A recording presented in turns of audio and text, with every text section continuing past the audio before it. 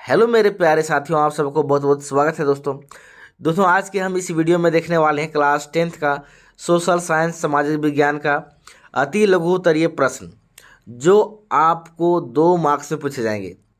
हम लोगों ने ऑब्जेक्टिव क्वेश्चन बहुत सारे देख लिए हैं। अगर आपने नहीं देखा तो प्लीज़ इस चैनल के प्ले लिस्ट में जाकर देख सकते हैं। आप चैनल में विजिट कीजिएगा, वहाँ पर सभी आपको वीडियो प्रॉपर तरीके से मिल जाएगा। ठीक है, तो चलिए आज हम लोग देखने वाले हैं सब्जेक्टिव में। प्रत्येक दिन अधिक से अधिक सब्जेक्टिव क्वेश्चन देने का प्रयास करूंगा जो आपके एग्जाम के लिए बहुत ही हेल्पफुल होगा दोस्तों। तो चलिए हम लोग स्टार्ट करते हैं कि 2 मार्क्स का क्वेश्चन किस तरह से पूछा जाता है, जो बहुत ही महत्वपूर्ण है दोस्तों। तो प्लीज़ सभी क्वेश्चन को अच्छे से देख लीजिएगा। क्वेश्चन नंबर 1 यहाँ पर बोल रहा है कि वियना सम्मेलन की मेजबानी किसने की थी। वियना सम्मेलन की मेजबानी किसने की थी? तो ये आपको शॉर्ट आंसर देना है, एकदम 1 लाइन 2 लाइन 3 लाइन, इतने से ज़्यादा नहीं जाना चाहिए। ठीक है, देखिए वियना सम्मेलन की मेजबानी मेटरनिक के द्वारा किया गया था। मेटरनिक ने किया था, बस आपको 2 नंबर मिल गया। क्वेश्चन नंबर 2 बोला गया था कि भारत में प्रथम आधुनिक वस्त्र मिल कब और कहाँ स्थापित किया गया था। वस्त्र मिल मतलब कपड़ा का उद्योग का जो मिल है वो कहाँ पर लगाया गया था पहली बार भारत में। देखिए भारत में प्रथम आधुनिक वस्त्र का जो मिल की स्थापना 1818 ईस्वी में कोलकाता के समीप फोर्ट ग्लास्टर में किया गया था दोस्तों। इसको अच्छी तरह से याद कर लीजिएगा, बहुत ही इंपॉर्टेंट क्वेश्चन है। देखिए क्वेश्चन नंबर 3 बोला कि खरीफ फसल किसे कहते हैं। वैसे फसल जिन्हें जून और जुलाई में बोया जाता है, जिन्हें जून और जुलाई में बोया जाता है और क्या करता है अक्टूबर के आसपास आने के समीप काटा जाता है, उसे ही हम लोग क्या बोलते हैं खरीफ फसल कहते हैं। जैसे कि हो गया धान, क्या हो गया धान, ये सभी क्या है खरीफ फसल के अंतर्गत आता है धान। अगला क्वेश्चन है कि लोकतंत्र की कोई 2 चुनौतियों के बारे में लिखिए। कि लोकतंत्र की कोई 2 ऐसा बात बताना है जो हमारे लिए अभी चुनौती बन के रह गया है, चुनौती बन गया है, हमारा समाज के लिए चुनौती बन गया है। ठीक है, उससे हमारा कुछ 2 प्रमुख बातें लिखनी है, चुनौती लिखनी है। देखिए लोकतंत्र की प्रमुख चुनौतियां निम्नलिखित इस प्रकार है, निम्नलिखित है। पहला जो चुनौती यहाँ पर आ रहा है उभर करके शिक्षा का अभाव।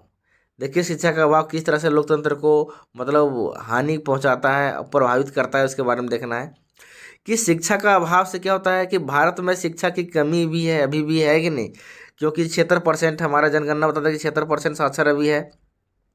दूसरा में बोल रहा है कि ज़्यादातर लोग अशिक्षित हैं। बहुत सारे लोग क्या हैं, अभी हमारे गांव समाज में जाएंगे तो अधिकतर लोग अशिक्षित मिलेंगे, जिसके कारण से जनता लोकतंत्र का महत्व को नहीं समझ पाता है, नहीं समझती है। पहला भाव यही हो गया लोकतंत्र में प्रमुख चुनौती, पहला भाव शिक्षा का अभाव। दूसरा है सामाजिक असमानता। समाज में भी देख रहे हैं हम लोग असमानता, भेदभाव वगैरह ये सब देखने को मिल रहा है। बोल रहे हैं कि लोकतंत्र की सफलता के लिए, अगर लोकतंत्र को सफल बनाना है तो उसके लिए क्या होना चाहिए, सामाजिक समानता जरूरी है।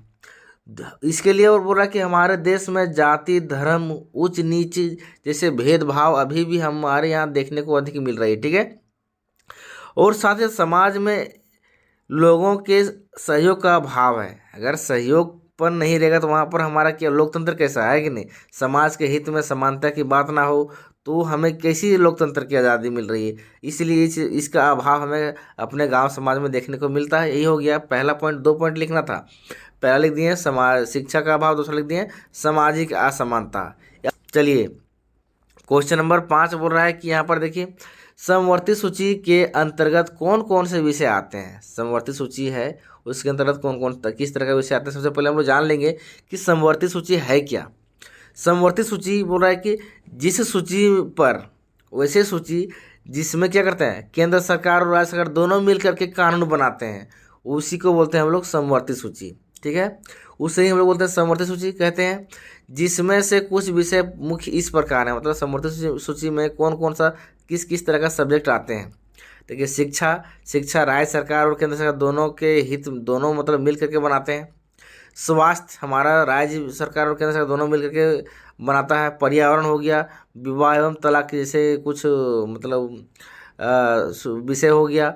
और बिजली के बारे में हो गया, जैसे बिजली के बारे में कुछ विषय, इस विषय में कुछ बनाना, कानून बनाना है तो उसमें हमारा राज्य सरकार और केंद्र सरकार दोनों का हस्तक्षेप होगा। ठीक है, चलिए क्वेश्चन नंबर 6 देखते हैं।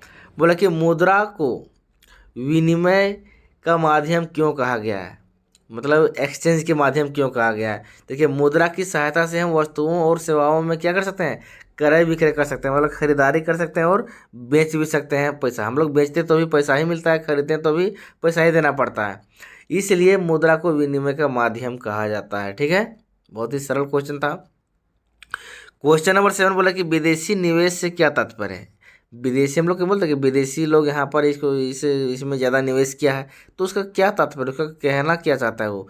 देखिए, उसका मतलब है कि जब कोई बाहरी देश तो कोई बाहरी कंपनी द्वारा हमारे देश की कंपनियों में निवेश करता है, अपना शेयर खरीदता है, परचेज करता है, उसमें पैसा इन्वेस्ट करता है, तो उसे हम लोग बोलेंगे इस कंपनी या तो इस शेयर में कंपनी में क्या हो रहा है, विदेशी निवेश कर रहे हैं, तो उसी को बोलता है विदेशी निवेश कहता है। उसी का मतलब होता है विदेशी इसमें इस कंपनी में निवेश किए हुए हैं। ठीक है, तो देखिए 7 क्वेश्चन था। 7 क्वेश्चन से आपको क्या करना है, पढ़ लेना है, आपका एग्जाम के लिए बहुत ही हेल्पफुल होगा। तो चलिए फिर हम मिलते हैं। अब लेकर के आ रहे हैं लघुत्तरीय प्रश्न, जो आपको 3 मार्क्स से पूछे जाएंगे। ठीक है, इस चैनल पर बने रहिएगा और नए चैनल में नहीं तो प्लीज चैनल को सब्सक्राइब कर लीजिएगा। फिर मिलते हैं नई वीडियो में।